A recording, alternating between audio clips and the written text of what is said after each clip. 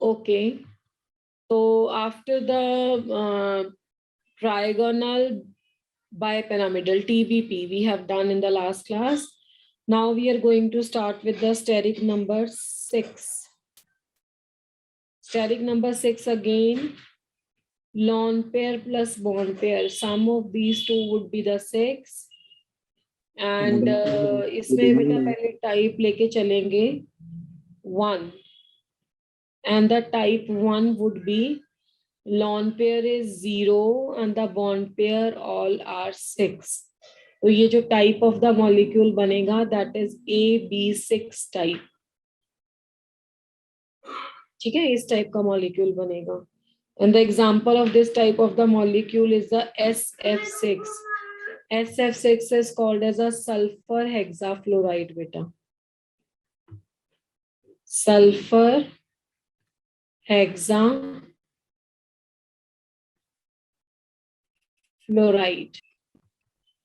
Now what would happen? जो आपका AB6 type of the molecule है SF6, पहले तो सेंट्रल एटम डिसाइड करेंगे उसमें से सल्फर. एटॉमिक नंबर कितना होता है सल्फर का? 16 is the atomic number for the sulfur, and the electronic configuration for the sulfur is a 3s2 and the 3p4. This is the electronic configuration for the sulfur. It is having the availability of the vacant d orbital, again just as in the case of the phosphorus. So this is having the 3d0 vacant d orbital. Now let's write down the ground state electronic configuration for the sulfur. This is a 3s, 2 electron इसके 3s में हैं. Then this is a 3p.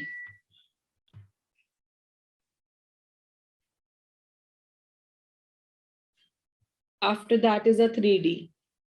हाँ जी, अब कैसे पता लगेगा बेटा कितने इलेक्ट्रॉन एक्साइट कराने हैं? कैसे समझाया था आपको? हाउ 6 करवाने हैं. कितने करवाने हैं बेटा? 6. नहीं, 6 तो अनपेयर्ड चाहिए. एक्साइट कितने करवाएंगे? मैम 1 है. 1 करवाएंगे तो 1 करवा के देखते हैं फिर 6 बनता है या नहीं. मैम 2 करवाने.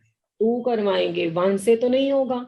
1 करवाएंगे तो 1 2 3 4 आएंगे. अब ये वाला भी आप एक्साइट करवाओगे तो आपके पास यहाँ भी आ जाएगा एक अनपेयर्ड इलेक्ट्रॉन. तो 1 2 3 4 5 6. तो बेटा एक्साइटेड स्टेट में excitation of the 2 electrons is required. और ये हमें कैसे पता लगा? मोनोवलेंट देख के. मोनोवलेंट किसको बोलते हैं? जो एक बॉन्ड बनाता है. तो that means monovalent here is a 6. So we have to get the 6 unpaired electrons. So this is the 3s1.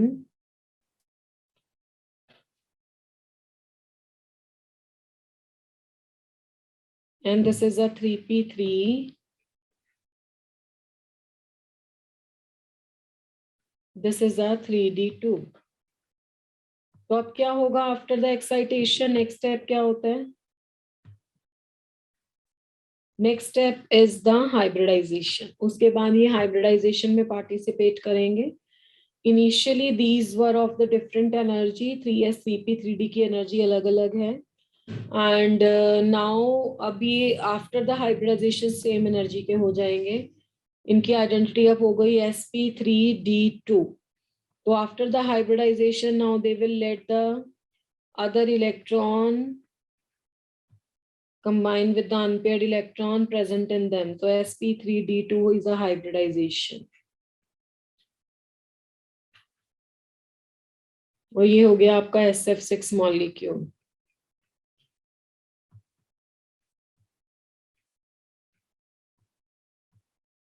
And now after the formation of the SF6 अब देख रहे हैं इसकी स्ट्रक्चर कैसे होती है.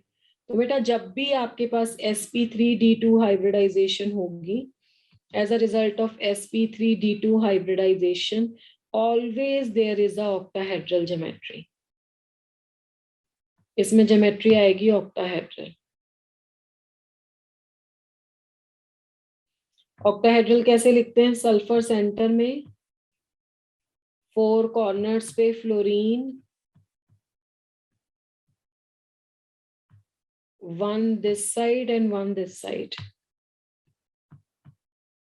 देखो वैसे तो ऑक्टा का मतलब 8 होता है, if you will see with respect to the organic nomenclature ना, तो ऑक्टा मींस 8, बट यहाँ पे ऑक्टा में 8 सराउंडिंग एटम्स नहीं है.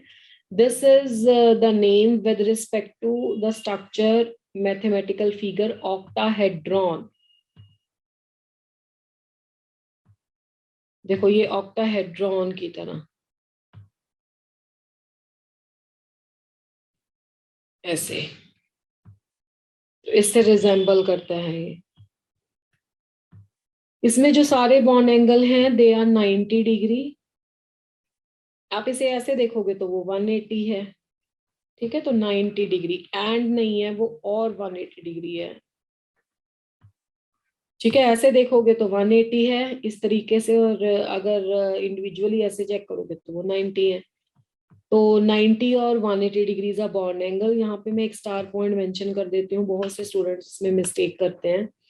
इन the case of the octahedral geometry सारे के सारे बॉन्ड एंगल सेम है. दो डिफरेंट टाइप के बॉन्ड एंगल यहाँ पे नहीं आ रहे हैं, just we were doing in the case of your TVP geometry. In the case of the TVP, that is a non-equivalent hybridization where the two different type of the bond angles were there. So when the non-equivalent hybridization is there and the two different types of bond angles are obtained, that is then the axial and the equatorial, these two terms you will use. यहाँ पे कोई axial या equatorial नहीं है, यहाँ पे above and below the plane वाला कोई सिस्टम नहीं है. ये आप इसको इधर से पकड़ लोगे तो ये ऐसे हो जाएगा, इधर से पकड़ लोगे तो ये ऐसे हो जाएगा. तो देयर इज नो, इसको ये नहीं बोलना कि ये दो एक्सियल हैं, above and below the plane है, ये गलत है. देयर इज नो एक्सियल और equatorial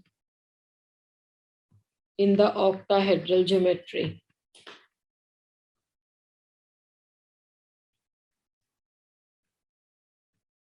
As all the bond angles are same.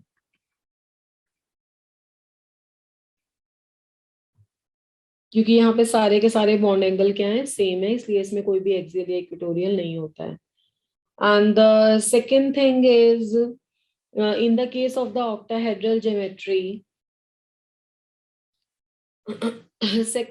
ये किसका रीजनिंग क्वेश्चन मैं यहाँ पे लिख देती हूँ, आप इसका आंसर बताना. SF6 formed but SCl6 does not, while in the case of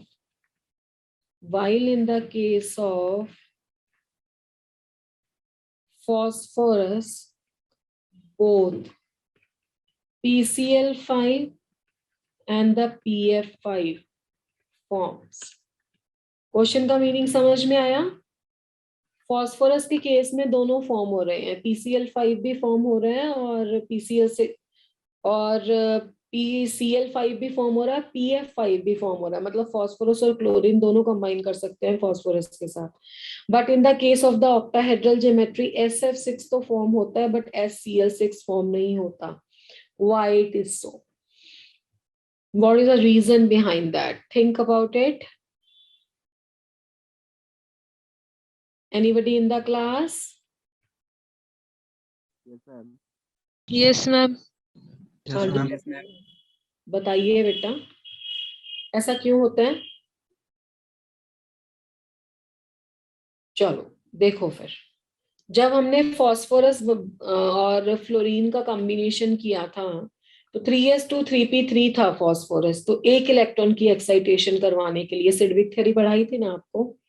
तो आप बोलो इन the case of the phosphorus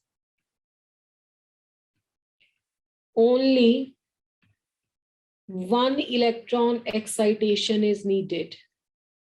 One electron excitation is needed. So both chlorine and the fluorine are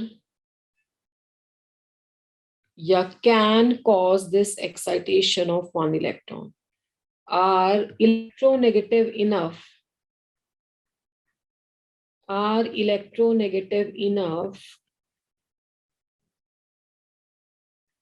to cause the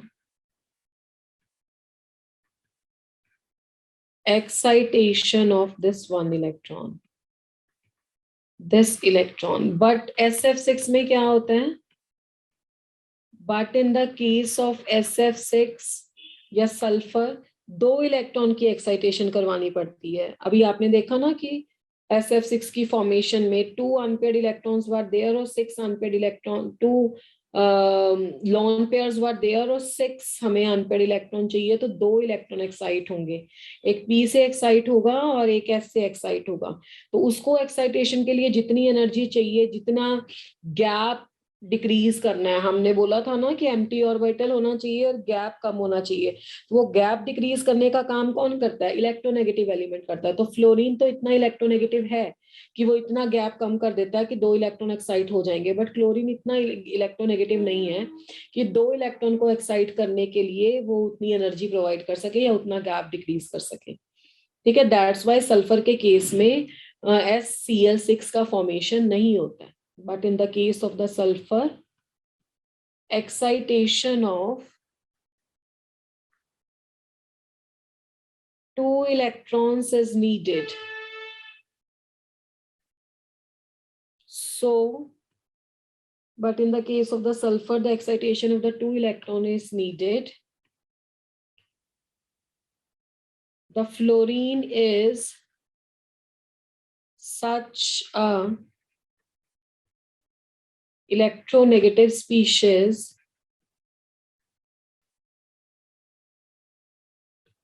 that can cause the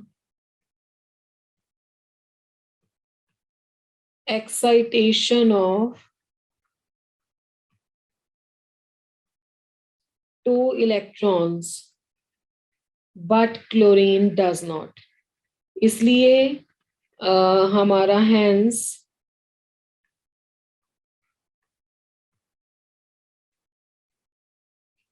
SCl6 does not form. Clear हुआ बेटा आप लोगों को? Yes ma'am. Chlorine के case में 2 electron का excitation possible है.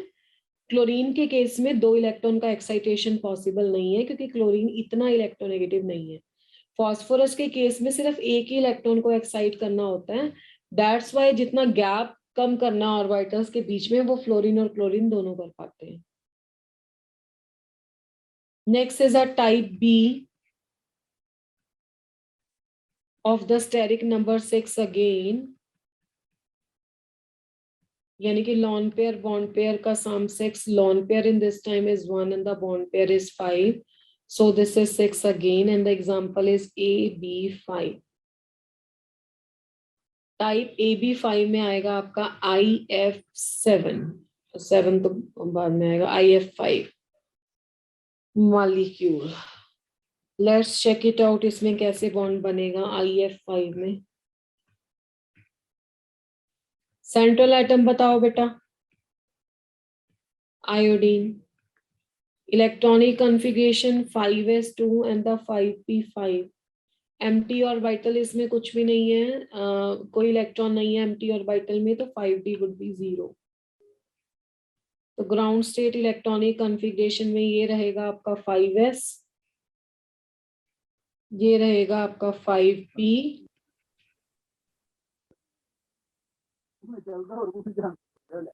everybody please be on mute.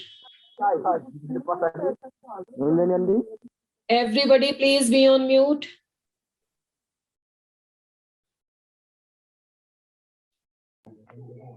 Now 5d में कोई भी इलेक्ट्रॉन प्रेजेंट नहीं है. In the excited state how many electrons? 2. हाँ, 2 कैसे बेटा, आपको कैसे पता? क्योंकि हाँ बिल्कुल बिल्कुल, क्योंकि हमें कितने अनपेयर्ड इलेक्ट्रॉन चाहिए? 5 चाहिए. तो एक एक्साइट करवाएंगे तो 3 हो जाएंगे, दूसरा एक्साइट कराओगे तो 5 हो जाएंगे. तो this is a 5s,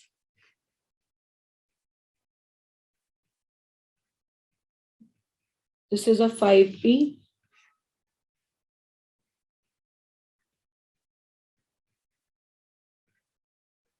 this is a 5d. Now what would happen? These electrons, first these orbitals get hybridized. So when these will get hybridized, that will be sp3d2 hybridization.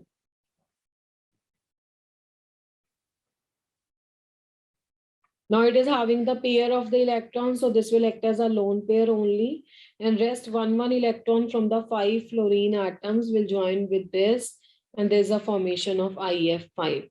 Now the question is where to place the lone pair. Unless and until your steric number would remain same, hybridization will always be the same, geometry will always be the same. Now this is iodine. अब इसमें 5 fluorine है, तो you can arrange the 5 fluorine atoms.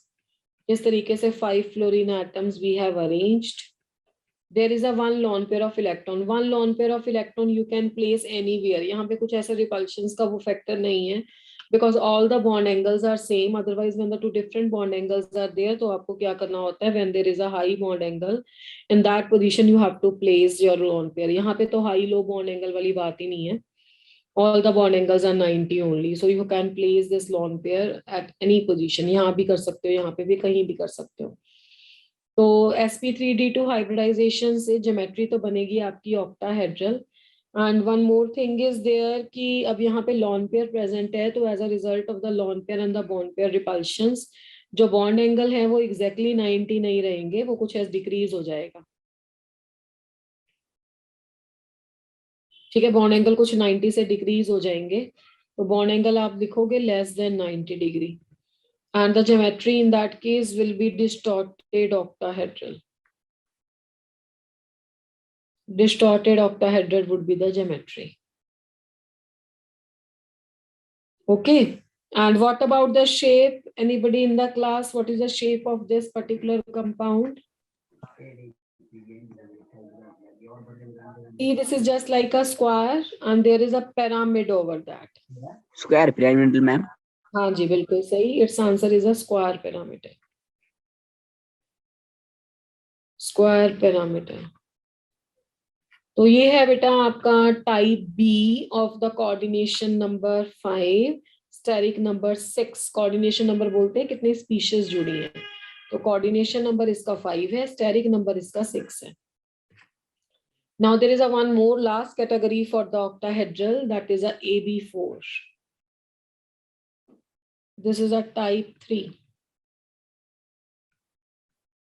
AB4. This is XEF4.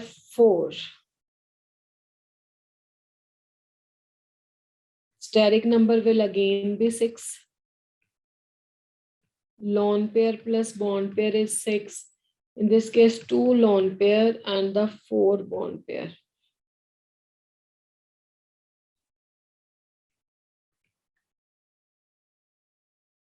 Six would be the answer. Okay, now what you can do is पहले ground state electronic configuration देखो xenon की. xenon क्या है? Xenon is one of the noble gas, and if it is a noble gas you have to take this care कि इसमें octet complete है. देखो S2P6 5 number पे आता है, ये 5th पीरियड का एलिमेंट है.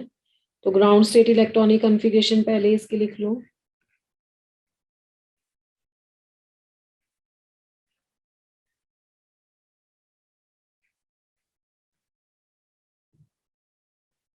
You have 5p.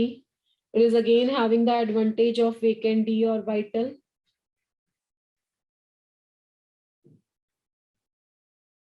In the excited state 4 fluorine ना, अब बताओ कितने इलेक्ट्रॉन का एक्साइटेशन चाहिए?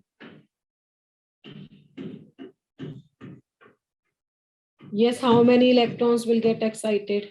2. Yes, absolutely correct. Ma'am, 2. हाँ जी, बिल्कुल बिल्कुल 2 चाहिए. 2 से आ जाएंगे ना 4 अनपेड इलेक्ट्रॉन. यहाँ पे तो किसी को कंफ्यूजन नहीं है. Yes sir, yes sir. Ma'am, 2. हाँ जी, बिल्कुल सही है बेटा. First electron, second electron.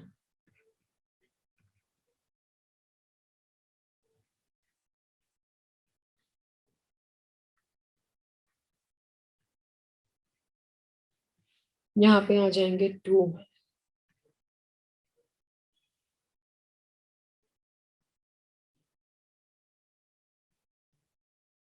Then there will be the hybridization.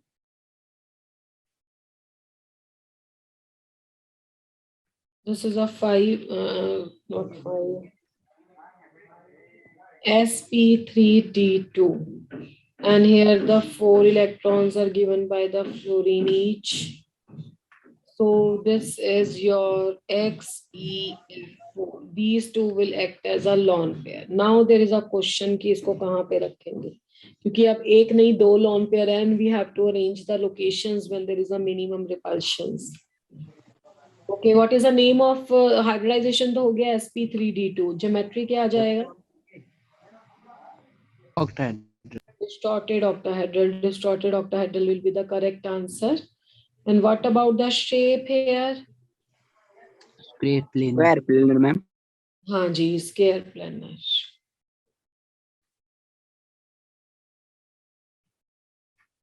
कुछ इस तरह से बना देंगे इसको.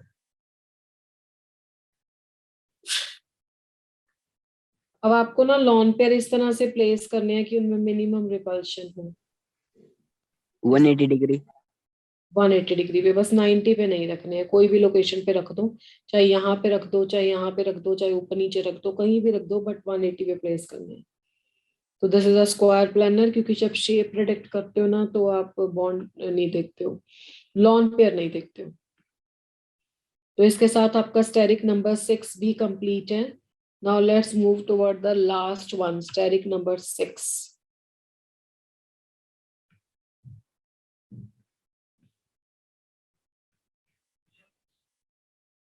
स्टेरिक नंबर 6 में क्या आएगा? 7, सॉरी 6 तो वी हैव डन ना.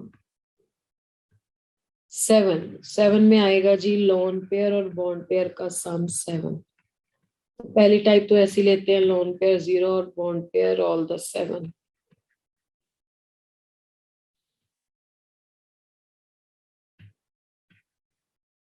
AB7 type. इसकी एग्जांपल होगी IF7. Iodine,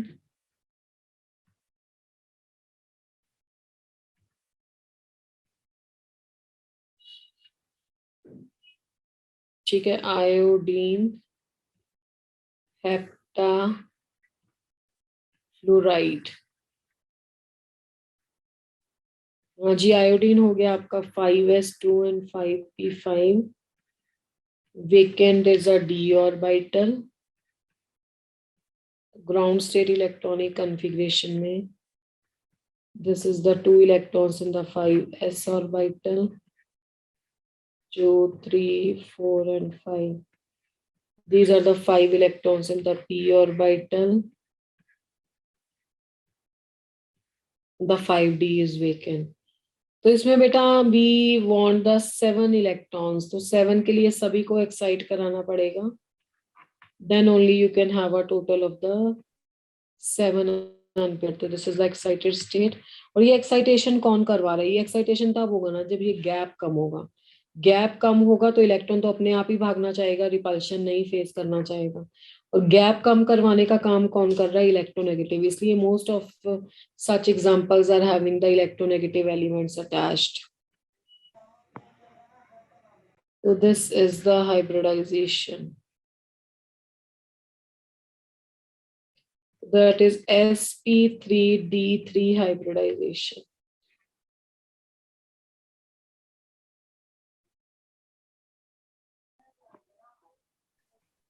sp3d3 hybridization is this, and then in the excited state you have to add the 1 electron.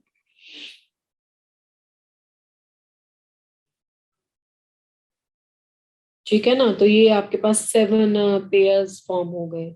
और इसकी जो ज्योमेट्री होगी, you have to first form the pentagon. Pentagon bipyramidal ma'am. हाँ जी, बिल्कुल ठीक है. पेंटागन में आयोडीन को सेंटर में रख के सभी कॉर्नर्स के साथ पहले तो फ्लोरीन लगा दो, फिर एक अबव और एक बिलो द प्लेन. यहाँ पे आएगा above and below the plane. तो whether it is a equivalent hybridization और द नॉन इक्विवेलेंट हाइब्रिडाइजेशन, ये कैसे पता लगेगा? इसमें ये जो प्लेन के बीच में है 5 5 इक्वेटोरियल FIF बॉन्ड एंगल्स हैं 72 डिग्री और 2 axial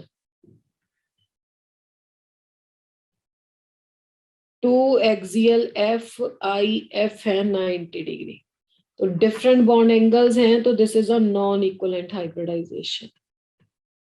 and non equivalent hybridisation है तो as we have discuss you have to use the word axial and equatorial. ठीक है, तो यहाँ पे ये जाएगा। अब इसका एक क्वेश्चन आपको दे देते हैं जो लास्ट क्लास में डिस्कस भी किया था। ये कहाँ पे रखेंगे बताओ? बताया था बेंट रूल लास्ट क्लास में आप लोगों को।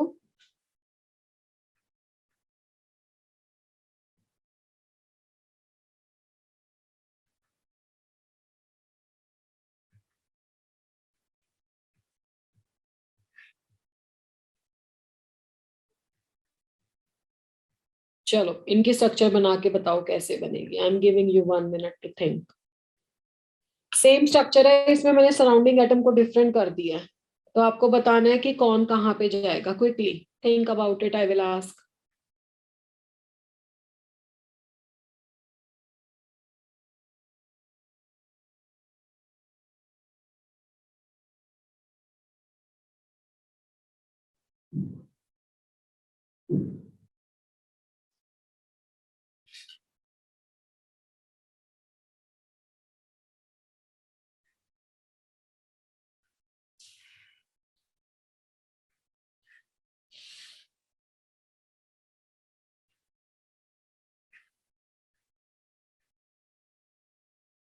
Yes, what about the first structure, किसको कहाँ पे रखोगे?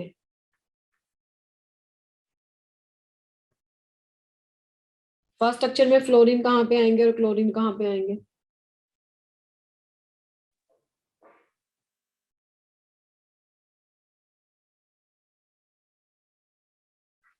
नहीं पता बेटा? देखो इसके लिए आप एक रूल पढ़ते हो जिसको हम बोलते हैं बेंट रूल। बेंट रूल हमें ये सिखाता है कि जो परसेंट, पहले तो ये देख लो कि ये थोड़ा सा इसका बेसिक सीख लो। जब आप हाइब्रिडाइजेशन पढ़ते हो, जैसे sp3 हाइब्रिडाइजेशन आपने पढ़ा, sp2 पढ़ा एंड देन sp हाइब्रिडाइजेशन, तो इसमें परसेंटेज एस करेक्टर कितना होता है? कैसे कैलकुलेट करते हैं परसेंटेज एस करेक्टर? S1 है, टोटल 4 है, तो 1 डिवाइडेड बाय 4 मल्टीप्लाइड बाय 100 कितना आ गया? 25%।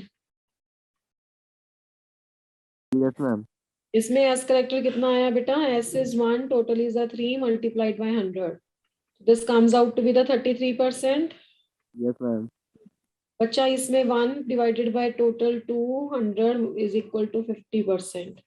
This is a percentage as character in all this type of the hybridization. And if you go for the calculation of the bond angle, Hanji, what is the bond angle in the case of the sp3 hybridization? sp3 में bond angle कितना होता है? 109.5 degree.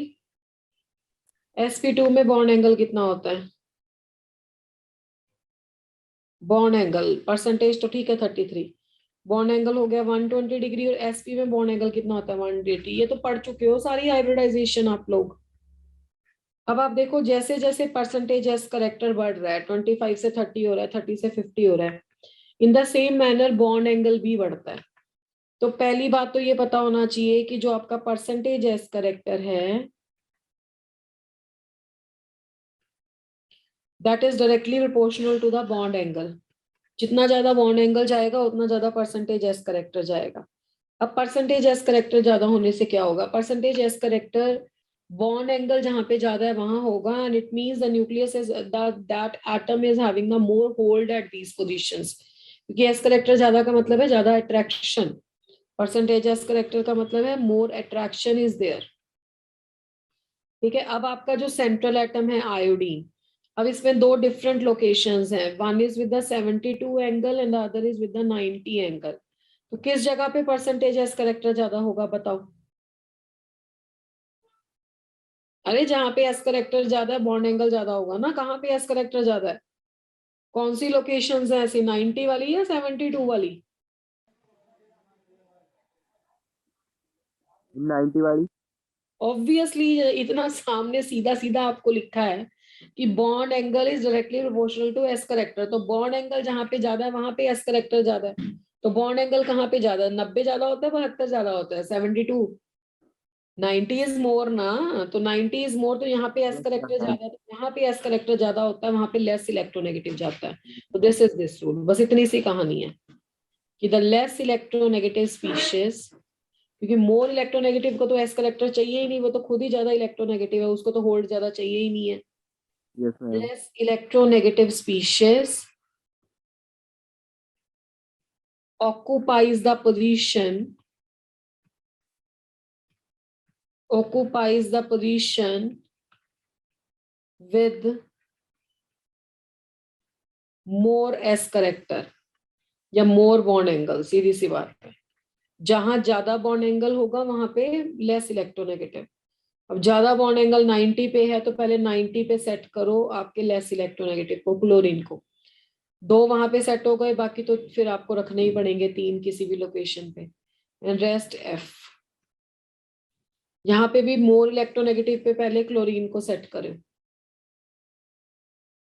बाकी तो rest पे तो आपको फिर रखना ही है फ्लोरीन को। यहाँ पे भी मोर इलेक्ट्रोनेगेटिव पे पहले लेस इलेक्ट्रोनेगेटिव, मोर एस करेक्टर पे लेस इलेक्ट्रोनेगेटिव को फिट करो। तो मोर करेक्टर कहाँ है? 90 पे, 90 पे पहले लेस इलेक्ट्रोनेगेटिव को सेट किया।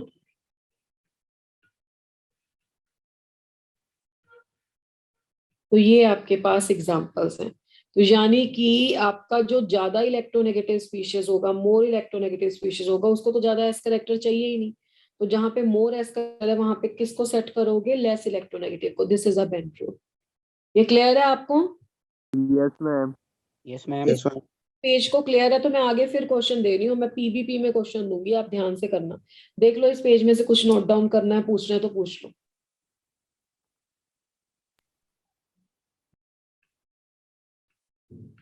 चलो ये करके दिखाओ फिर।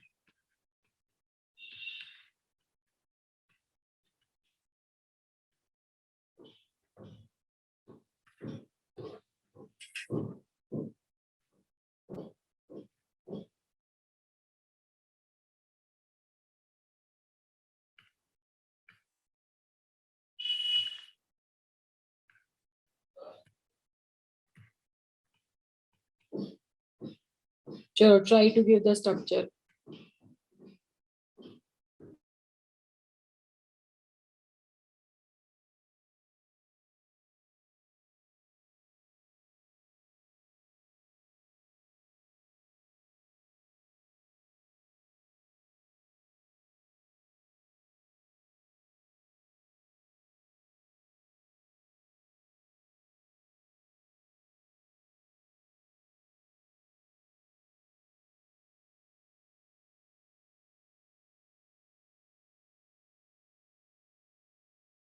यस डन बेटा, बताओ फिर।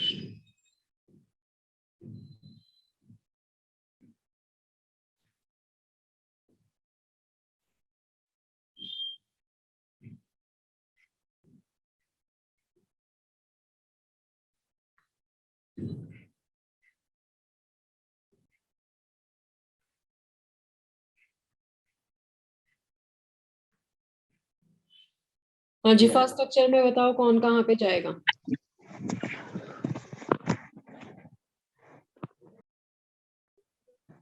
अभी आपने मुझे बोला कि हमें समझ में आ गया है, बताइए।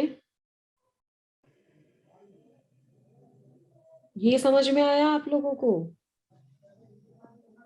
Less electronegative should go to the position at a higher bond angle. The same thing I am writing again, exactly same. और एक भी लाइन नहीं आप ध्यान में रख पाए। Less electronegative occupies the position with the high bond angle. बस सिर्फ एक बात है, एक लाइन है। You are not concentrating. I have seen. Occupies the position with the high bond angle.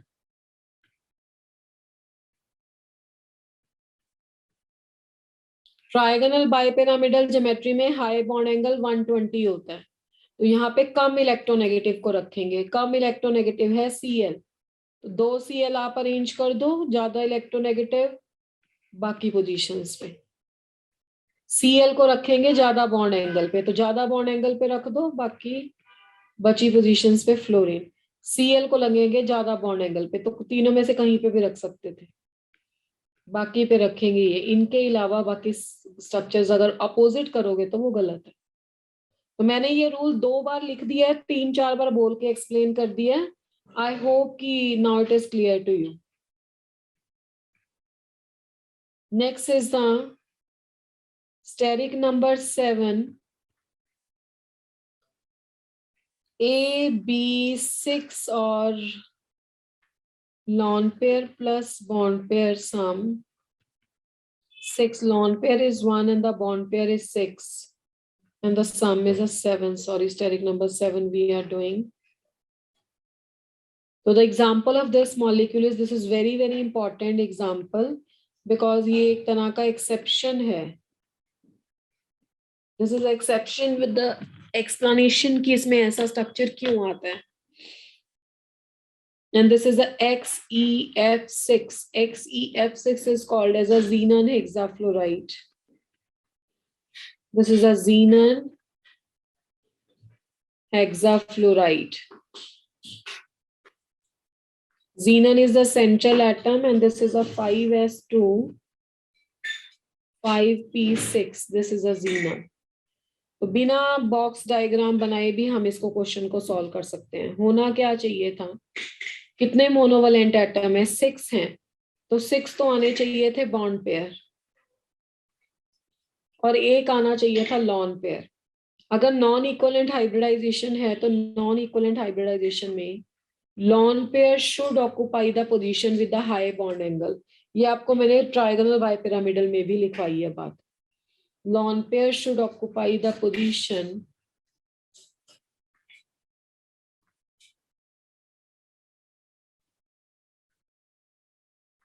with the large bond angle.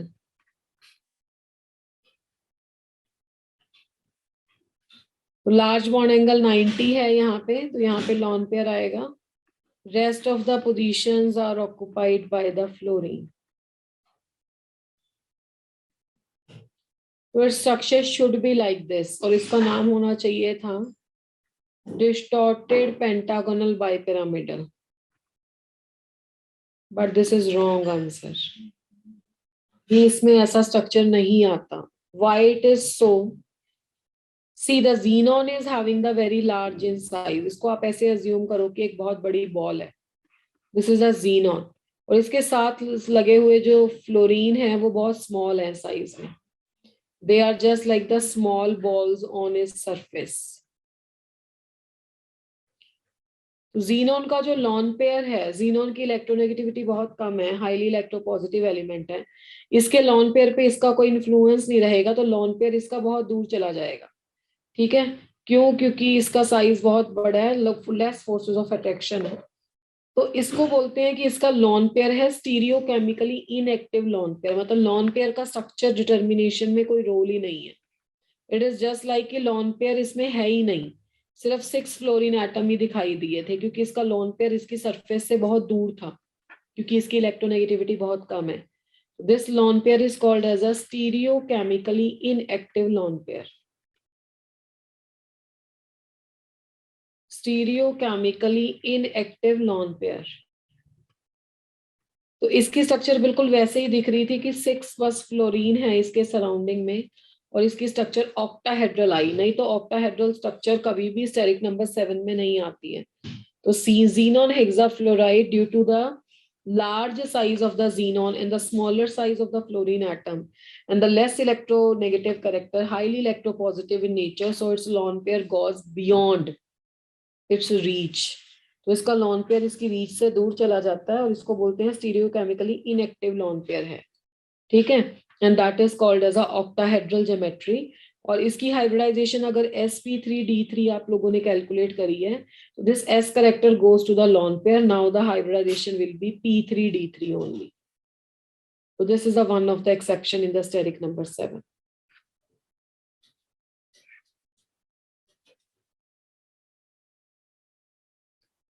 Is that clear? Yes, ma'am. Okay.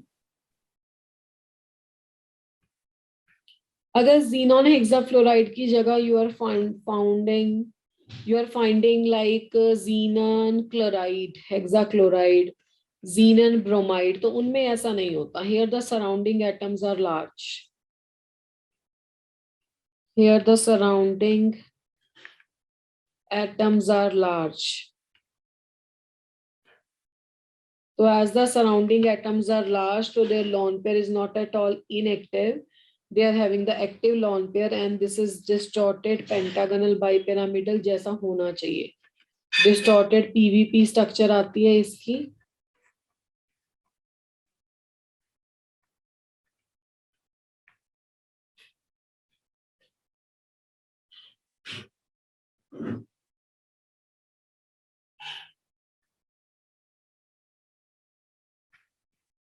यह आएगी bromide या क्लोराइड के केस में स्ट्रक्चर, क्योंकि इसमें surrounding atom इतने small नहीं है, तो ब्रोमीन के साथ लोन पेयर का रिपल्शन होगा तो वो बाहर नहीं जा सकता है, वो वहां पे स्ट्रक्चर के डिटर्मिनेशन में रोल प्ले करेगा. तो इसका फिर डिस्टॉर्टेड पेंटागोनल बाइपिरामिडल आएगा, less than 90 and less than 72 degree आएगा. And same is a case of the chlorine. तो इसके साथ आपका valence shell electron pair repulsion theory is complete. We have done almost all the cases and rest of the example that you can will find in the practice problems और in the any of the previous year, वो सारी इन्हीं category में fall करेंगे जितनी categories हमने की हैं. बस आपको ध्यान से उसको देख लेना है कि कितने वैलेंस इलेक्ट्रॉन वाली कैटेगरी और कहाँ पे किस वाले एग्जाम्पल में फॉल करेगा. Next is resonance.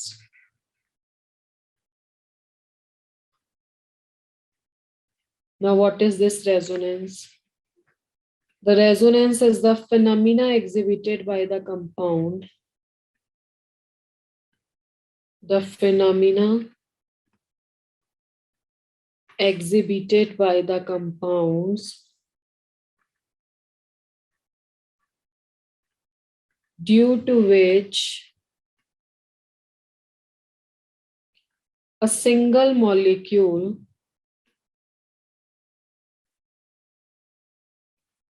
cannot be explained by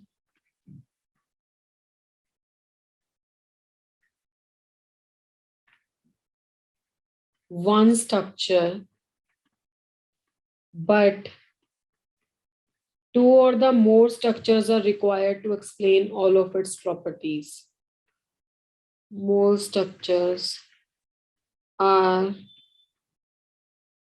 required to explain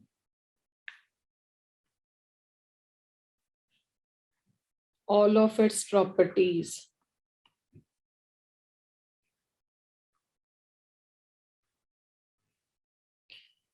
Is called resonance. Is called resonance.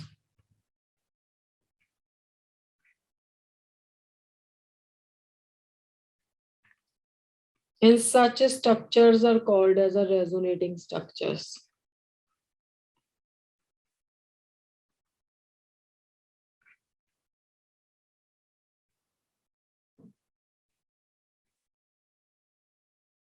ठीक है.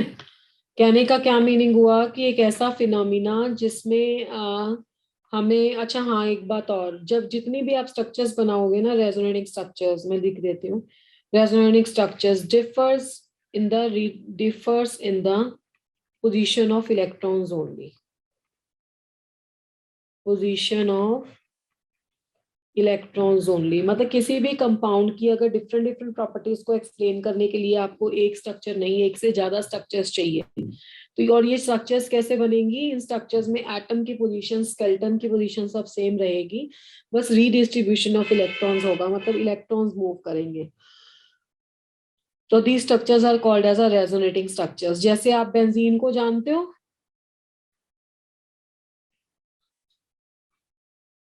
do you know the formula of benzene, structure of Yes, ma'am. benzene? CH at 6. Structure भी पता है बेटा? Yes, ma'am. हाँ तो ठीक है, ये स्ट्रक्चर है बेंजीन की। इसमें मॉलिक्यूलर 6H6 6 होता है। ऐसे एक रिंग बना हुआ है, अल्टरनेट पोजीशन में double and single bonds are there. तो if I number the carbon atom 1 2 3 4 5 and 6, तो देखो इसमें क्या होगा। इसमें आप इसकी एक स्ट्रक्चर ऐसी भी बना सकते हो।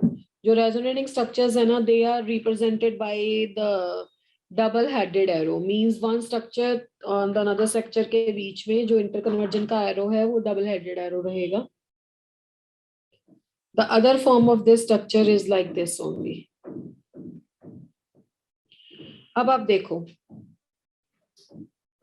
स्ट्रक्चर नंबर 1 और स्ट्रक्चर नंबर 2 में क्या डिफरेंस है। स्ट्रक्चर नंबर 1 में 1 और 2 के बीच में डबल बॉन्ड है। स्ट्रक्चर नंबर 2 में 1 और 2 के बीच में सिंगल बॉन्ड है। तो इसकी बॉन्ड लेंथ इस स्ट्रक्चर के हिसाब से देखो तो डबल आनी चाहिए, डबल बॉन्ड के कॉरेस्पॉन्डिंग। डबल बॉन्ड छोटा होता है ना, सिंगल बॉन्ड लंबा होता है, ट्रिपल उससे भी छोटा होता है। देखो सिंगल ऐसा होता है, डबल ऐसा होता है, ये ट्रिपल होता है। तो जैसे जैसे बॉन्ड मल्टीप्लिसिटी बढ़ती है वैसे वैसे आपकी बॉन्ड लेंथ कम होती जाती है। सिंगल बहुत लार्ज होगा, बड़ा होगा, बॉन्ड लेंथ ज्यादा होगी, फिर डबल में कम हो जाएगी, थोड़ी हो जाएगी, ट्रिपल में और कम हो जाएगी। तो वन स्ट्रक्चर के हिसाब से देखा जाए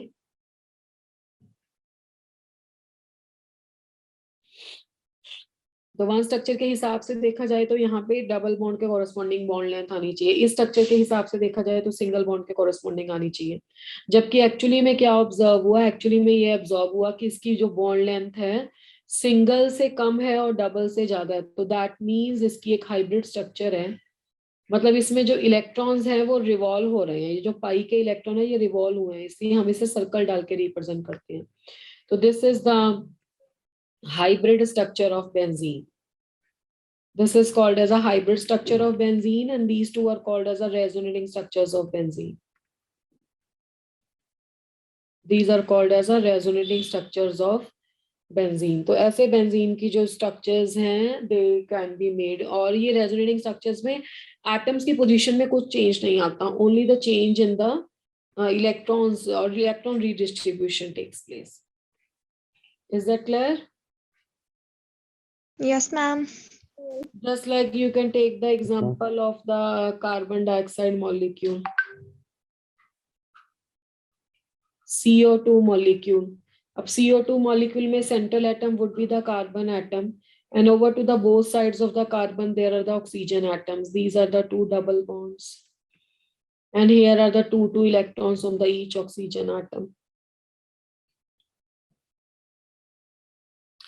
देखो इसको ऐसे मूव करवा सकते हो, इसको ऐसे मूव करवा सकते हो। इलेक्ट्रॉन तो डीलोकलाइजेशन में जाना चाहते हैं, मूव करना चाहते हैं, तो यहाँ पे क्या होगा, सिंगल बॉन्ड आ जाएगा, नहीं यहाँ पे ट्रिपल आएगा, एक और आ जाएगा, यहाँ पे सिंगल बॉन्ड आएगा।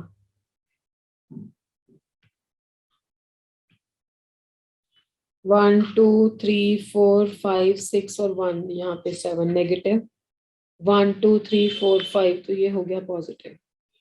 इसी को आप एग्जैक्टली अपोजिट ले लो।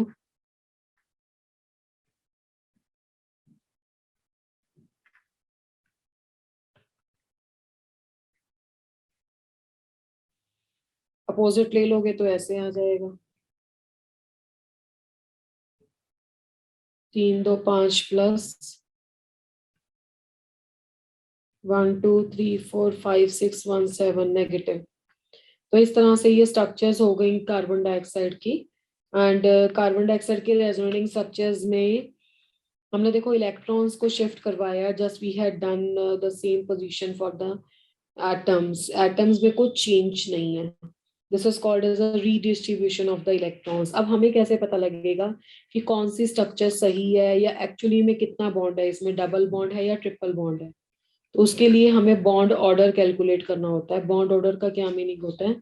Bond order is actually the number of the bonds present between the two atoms. This is the number of the bonds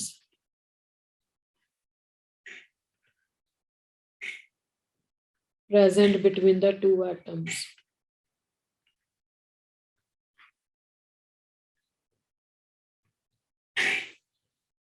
ठीक है, कैसे कैलकुलेट करेंगे bond order? Bond order calculate करने के लिए टेक द टू एटम्स और उसमें जितने भी बॉन्ड है कैलकुलेट कर लो। हमने ये वाले 2 एटम्स कंसिडर कर लिए हर स्ट्रक्चर में से। Now calculate the number of bond in them. 1 2 3 4 5 6 total number of bonds are, bond order का फॉर्मूला होता है, पहले मैं फॉर्मूला लिख देती हूँ, देन पुट करना वैल्यू। बॉन्ड ऑर्डर का फॉर्मूला होता है number of the bonds present between two atoms in all the resonating structures,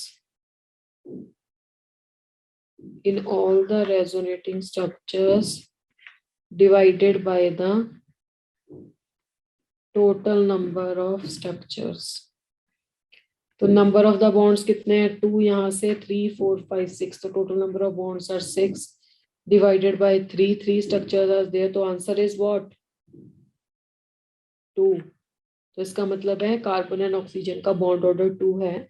actually there is a 2 double bond present between them, और इलेक्ट्रॉन घूमते रहते हैं, और जो कैलकुलेशन करके नेट रिजल्ट आया that is a 2 only. Correct? Yes, ma'am. Next structure you can take just CO3. What happened? Everybody please mute. You people are disturbing the class. जिन बच्चों ने क्वेश्चन पूछना है मुझे उनको रखना पड़ता है on mute. CO3 2 negative, the name of this is a carbonate ion बेटा।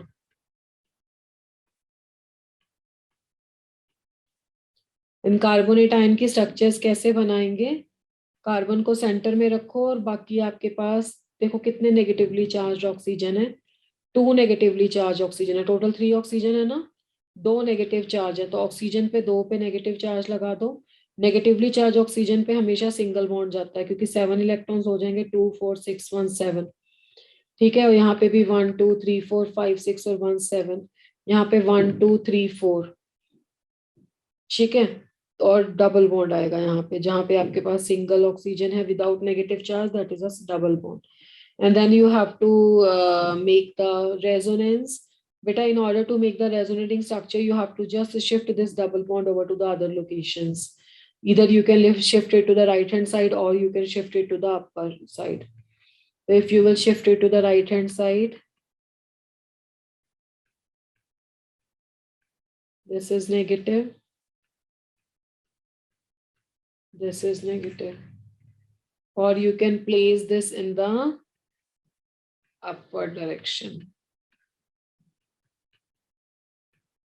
तो ये देखो ये इसकी रेजोनेटिंग स्ट्रक्चर्स है। इलेक्ट्रॉन काउंट करने समझ में आए हैं कैसे करते हैं? ऑक्सीजन के पास नेगेटिव है तो 7 इलेक्ट्रॉन्स होंगे ना, वैलेंस इलेक्ट्रॉन। नॉर्मली ऑक्सीजन के पास वैलेंस इलेक्ट्रॉन 6 होते हैं, तो 7 में 3 तो पेयर हो गए और 1 हो गया इसका यहाँ पे बॉन्ड में, तो 2 4 6 एंड 1 10, 2 4 6 एंड 1 7। ठीक है, और देख लो बाकियों में 6 6 है, 1 2 3 4 5 6, 1 2 3 4 5 6 7। अब इसमें बॉन्ड ऑर्डर कैसे कैलकुलेट करेंगे? Again the same formula, number of the bonds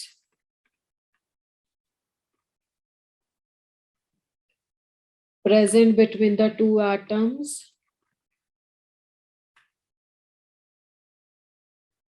in all the structures divided by the total number of the structures. Now number of the bond you can take any of the CO, कोई भी ले लो, 2 3 4, तो 4 आ गए number of bonds divided by the total number of structures.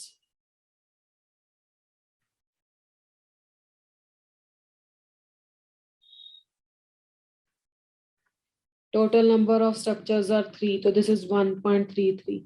1.33 bond order का क्या मतलब है? 1.33 bond order का मतलब है कि सिंगल बॉन्ड तो सभी में है, बाकी जो डबल बॉन्ड है वो 0.3 0.3 0.3 तीनों में डिवाइडेड है, तो पार्शियल बॉन्ड है ऐसे, ऐसे सभी में इतना इतना बॉन्ड है।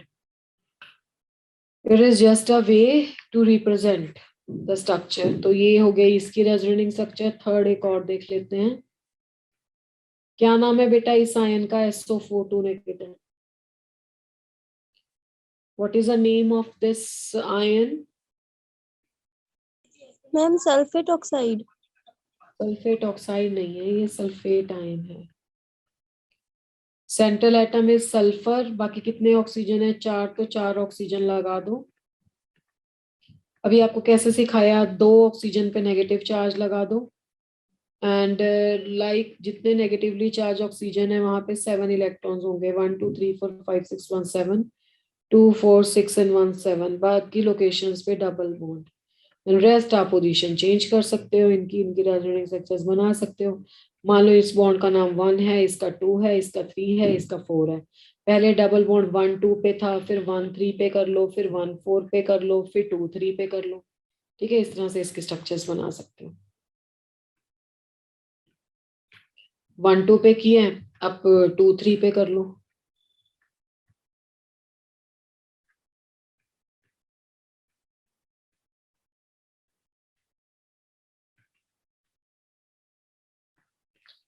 ये 2 1 2 हो गया और 1 2 3 4. ठीक है, अब करो 1 और 4 पे.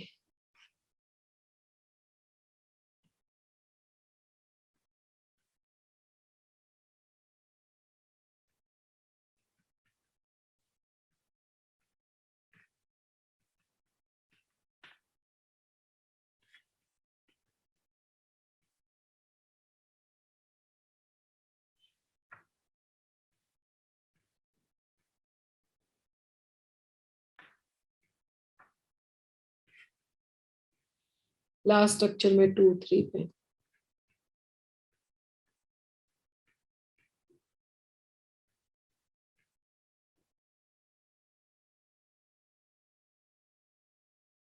जो 1 3 छूट गया, 2 3 तो कर लिया.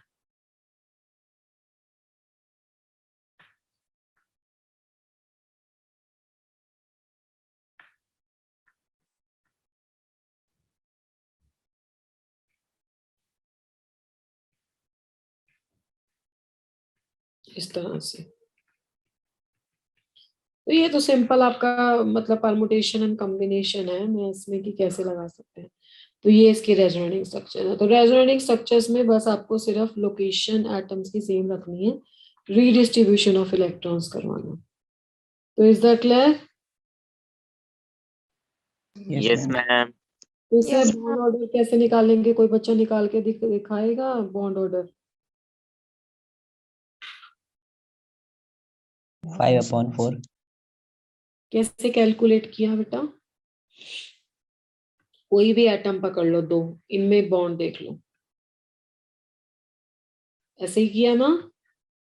2 3 Yes, ma'am. 4 5 डिवाइडेड बाय 4, तो कितना आ जाएगा ये? 1.5 1.5. है ना? Yes, ma'am. और 1.25 का मतलब है एक बॉन्ड तो कंप्लीट है, फिर 0.25 0.25 0.25 0.25 4 में है. ठीक है, तो डबल बॉन्ड ऐसे रोटेट कर रहे हैं. तो दिस इज द रेजोनेंस. इसको नेक्स्ट क्लास में भी कंटिन्यू करेंगे. समझ में आया आपको कैसे इलेक्ट्रॉन्स को मूव करवाना है? बाकी थोड़ी इसकी और प्रैक्टिस करोगे तो नेक्स्ट क्लास में करेंगे. Yes, ma'am. Take the sum of the Yes, question. ma'am. Your first question is you have to find out the hybridization, geometry, and the lone pairs. Total number of lone pairs in I3 1 negative ion. आपके options हैं sp3 trigonal planar 3. Second option है sp3d trigonal bipyramidal 3. Third option is sp3d trigonal bipyramidal 9.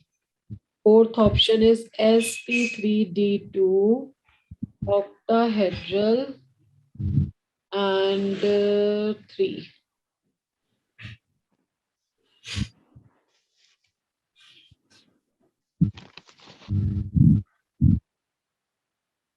Yes. Start.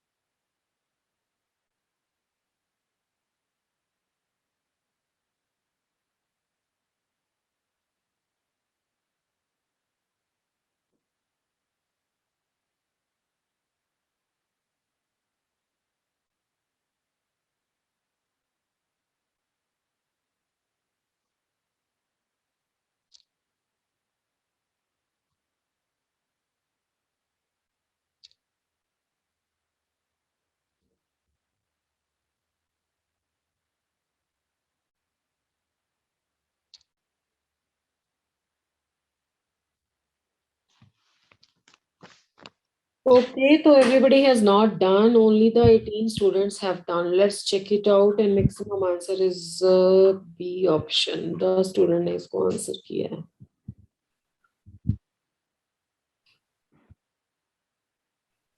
हाँ जी बेटा, I3 negative किस category में fall करता है? How you are going to write the I3 negative? पहले तो इसको लिखना आना चाहिए, that is I2 plus I negative. और मैंने आपको बताया भी होगा शायद, I नेगेटिव में S2P6 हो गया, 7 इलेक्ट्रॉन्स होते हैं, नेगेटिव है तो 8 हो गया. तो 2 बॉन्ड तो ये नॉर्मल आयोडीन के साथ बना लेगा जो I नेगेटिव है. बाकी इसमें कितने इलेक्ट्रॉन बचे? अब इसमें बचे 6 इलेक्ट्रॉन, तो 3 आ जाएंगे यहाँ पे, ये लोन पेयर. बट आप लोग ये बात भूल जाते हो कि बाकी आयोडीन के पास भी लोन पेयर है. आप लोगों ने सिर्फ इतना देखा और डन कर दिया. इसमें sp3 डिहाइब्रिडाइजेशन होगा, डिस्टॉर्टेड ट्राइगोनल बायोपिरामिडल ज्योमेट्री होगा. 1 2 3 4 5 6 7 8 9 9 लॉन पेयर्स हैं. तो C option is a correct, not the B1. Okay. Yes, ma'am. Yes, ma'am. Okay.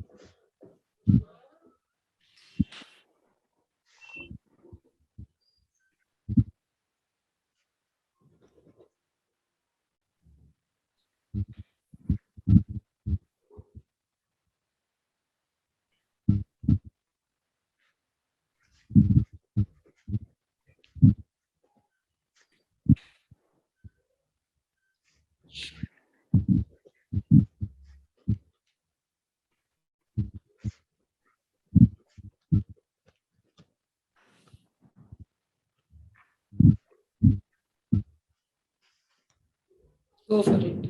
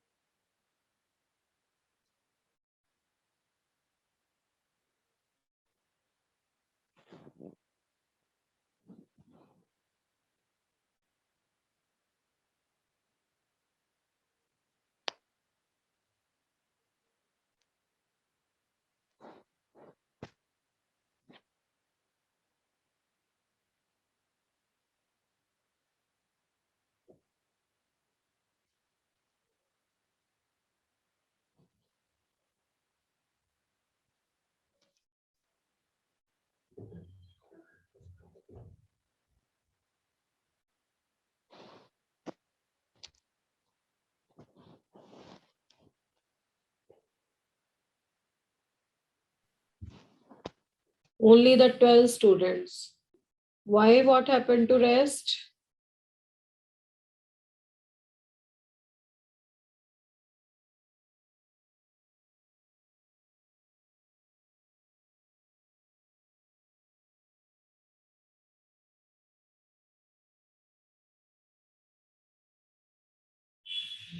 Mostly students ने 8 students ने 8 option second 8 students ने second वाली option बोली है. Let's check it out. Phosphorus में 5 electrons होते हैं. Phosphorus plus होगा valence electrons इसके 4 रह जाएंगे. 4, yes मैम. तो 4 Cl के साथ कंबाइन करेगा तो इस स्ट्रक्चर में तो कोई लॉन पेयर है ही नहीं है. जब कोई लॉन पेयर है ही नहीं है तो लेस देन 109 क्यों होगा? C is a correct option. This Yes, is 109.5 degree. अब लेस देन आप प्लस देख के थोड़ा ना लगाते हो. मैम सी की ऑप्शन. हाँ, अगर आपने C लिखा है तो इट्स गुड. अगर ma'am. आपको मतलब ध्यान देना है पेपर में, जब लॉन पेयर ना हो तब आपको डिस्टॉर्टेड स्ट्रक्चर नहीं लिखना है. सिर्फ लॉन पेयर वाले केसेस में डिस्टॉर्टेड आता है. Is that clear? Yes ma'am. Yes, ma'am. Okay. And one most important thing is, in questions को जब तक प्रैक्टिस नहीं करोगे ना तो बेटा डाउट क्लियर नहीं होगा. तो पहले तो इसको प्रैक्टिस करो. Rest will continue in the next class. Next class में will go for the resonance ahead.